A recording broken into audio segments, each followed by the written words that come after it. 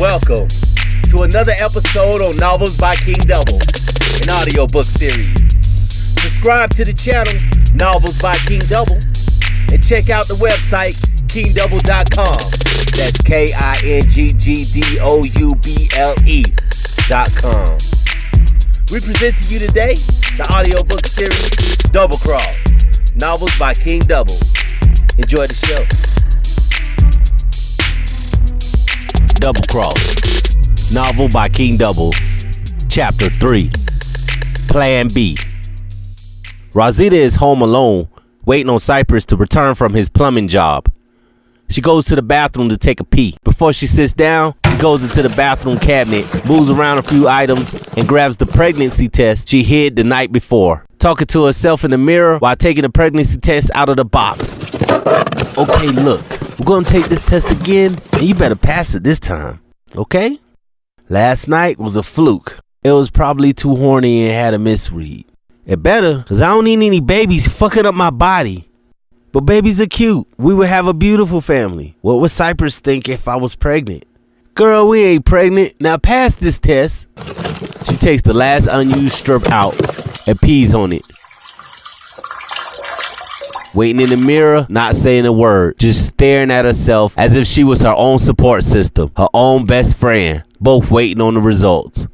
5 minutes later, she picks up the plastic applicator, and sure enough, she was indeed pregnant.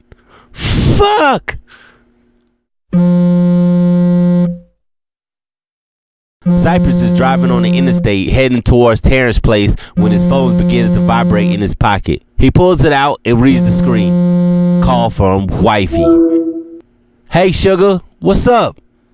Hey baby, how's work? Are you coming home soon? Yes baby, I'm just wrapping up this last job. I'll be home shortly. Okay, I was just worried about you. Don't forget my Chinese food.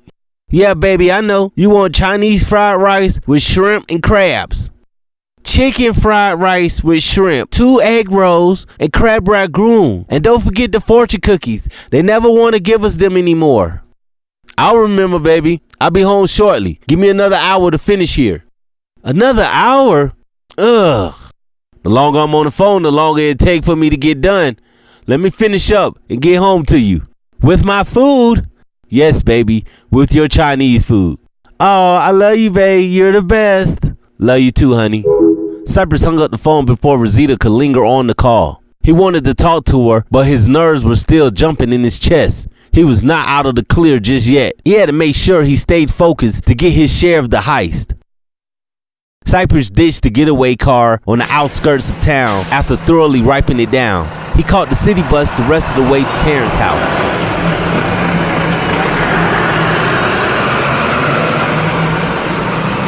When he arrived, Joe was already celebrating, drinking whiskey, and hitting lines off of the glass table. Terrence was in his upstairs office on his throwaway phone, talking to the boss who gave him this job. No, sir, we cannot help it. The second crate got away, and I do not think any of them died. Then he put him on speakerphone and stood at the top of the stairs so the rest of the guys could hear. The speakerphone echoed through the house. You and your crew caused too much heat. I told you do not shoot the cops. I told you to make sure no one died. I told you to get both crates. You did not.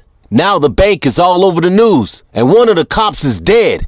I thought you were professionals. All you did was make a fucking mess. I will come in the morning and make the exchange.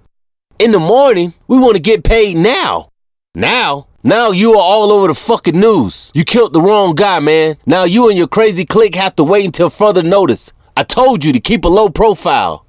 We did keep a low profile. We wore a presidential mask and we're all here talking to you now. No casualties on our end, so that means we got away good. We are ready to handle phase 2, but you're acting like you're scared to handle your end of the deal. Phase 2? Are you sure, Mr. Parker? As I said, I will have my associates come to your residence in the morning and we will settle this matter. Until then, you fellas stay off the news. Goodbye. The line goes dead. What the fuck does that mean? Joe questioned. I don't fucking know. Terrence Parker was puzzled. He says we won't get paid until tomorrow because of the news coverage. One of the cops are dead on the scene. Bullshit. Fuck the news and fuck them pigs. The longer we have the goods, the harder we get. This is bullshit. We want to get paid cash money and get missing. Job done. Now cut the check, Cypress commented. Yeah, what the fuck? Who cares if some faggot ass cops catch some bullets? Joe yelled. Where's our fucking money, T? I do not understand it either, Terrence replied while rubbing his clean-shaven chin. Listen, we have to change our plans. I do not trust our business partner, Mr. Yogi, anymore. He's a bit touchy about our approach. I believe we probably hit one of his resources. They're probably mad trying to retaliate or worse trying to rat us out. I refuse to get ratted out after making a clean getaway. Terrence turns to Joe to make sure he has his full attention. Joe looks up, still drinking his whiskey out of the bottle, still hitting his lines off of the table. Joe, clean your face. I need you to stay focused. This shit is not over yet. Take the truck holding the gold and hide it. If you do not hear back from me in 24 hours, take the gold bricks to Bruce. Tell him I need the Plan B package. He would know what to do. Have him give me 3 passports and new IDs. If a cop was murdered, we need to disappear for a while and get out of the U.S. until the heat is gone to figure out what's going on. Gotcha, Joe said, finished the last bit of coke, downing his drink in one long gulp. Cypress, take these diamonds and hide them. As I see it, we do not have a diamond supplier anymore. I no longer trust Mr. Yogi. Once I find someone to cash that in, we'll handle that. Until then, everyone stay low. Nobody knows the two of you work for me, which is good. Do not contact me until I contact you first. They should be coming soon, and I need to be totally clean. As long as I'm clean, I have an alibi for today. I should be out in about 48 hours. Good luck, guys.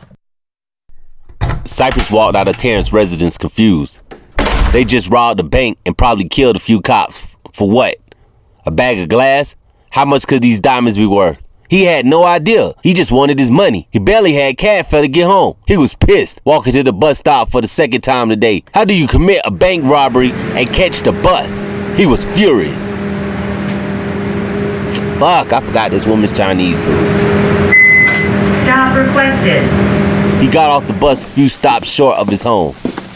Walking back a few blocks to the Wayang Yang Chinese bar and grill, Cypress checks his pockets at the front counter. He had only $8 left after his second bus ticket. $8 after a bank job. This was bullshit. He only had enough money to buy the chicken fried rice and shrimp. Luckily, the fortune cookies were sitting in a bowl next to the register. He grabbed 2 handfuls of them and walked out. Just his luck, it started to rain. He tucked her food under his shirt and ran 3 blocks back to her house.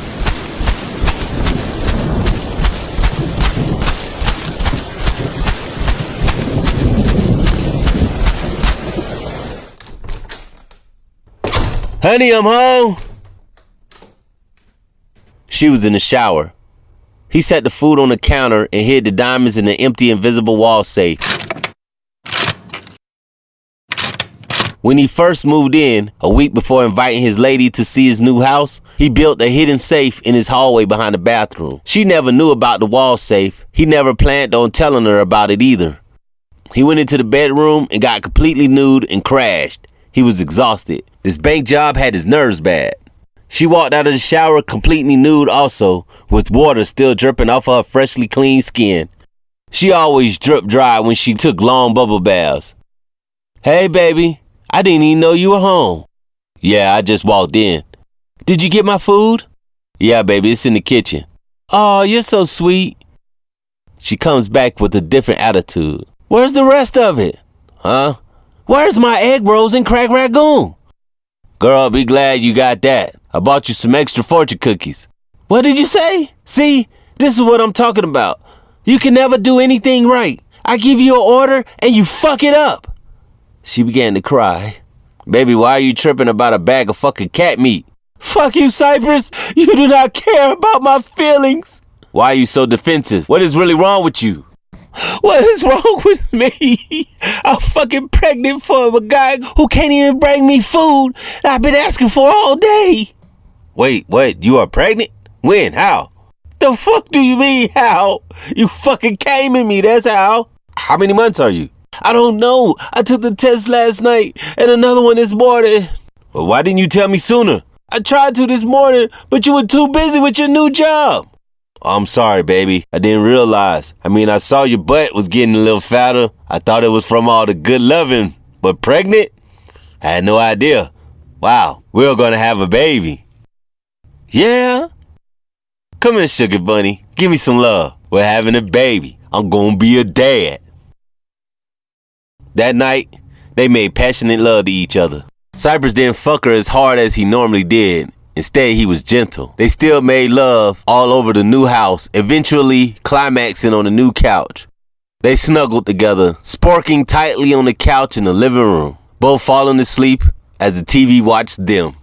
They were at peace. Cypress woke up hours late, but did not move. He did not think about his long work day. He never did when he was with her, but tonight he could not help but to think about his share of the money and how he would take care of his new family. The trip to the Caribbean islands might be a permanent stay. He was excited about that, not really for him, but more so for her and their unborn child. He has been promising her this trip for some time now. She was always his joy, and she was now carrying his seed. He could not be any happier than he was right now. That was short-lived.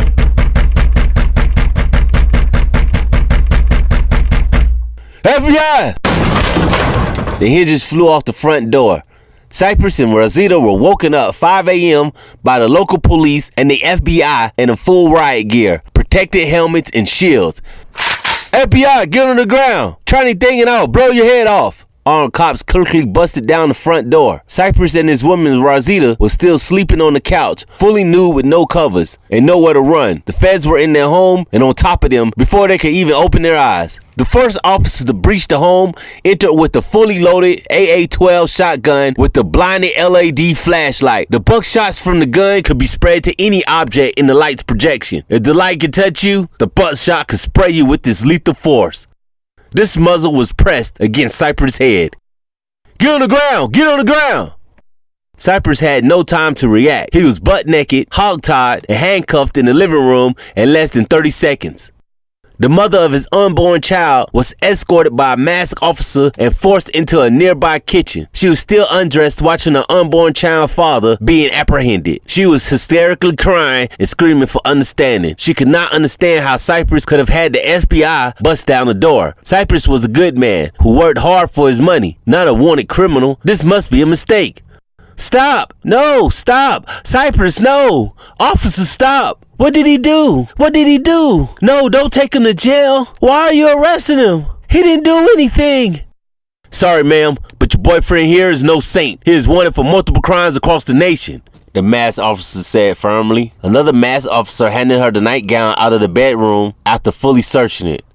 Ma'am, please stand back. We have a warrant for the arrest of Cypress Lewis. If you keep on interfering, we'll have to have you arrested for obstruction of justice and harboring a fugitive. Now, can you please bring your man some clothes so we can take him to jail? What? Why? What are y'all doing here? She said while getting a pair of pants and a shirt. The cops were in all of the rooms, ransacking and searching the entire home. They would not say what they were there for. They just came in with warrants, and within 10 minutes, they left with Cypress half-dressed in handcuffs. Rosita was home alone again, confused, standing in her nightgown with her front door broken at the lock. She was an emotional wreck. She could not stop herself from crying uncontrollably. What in the hell just happened? She wondered. Double Cross, novel by Kingg.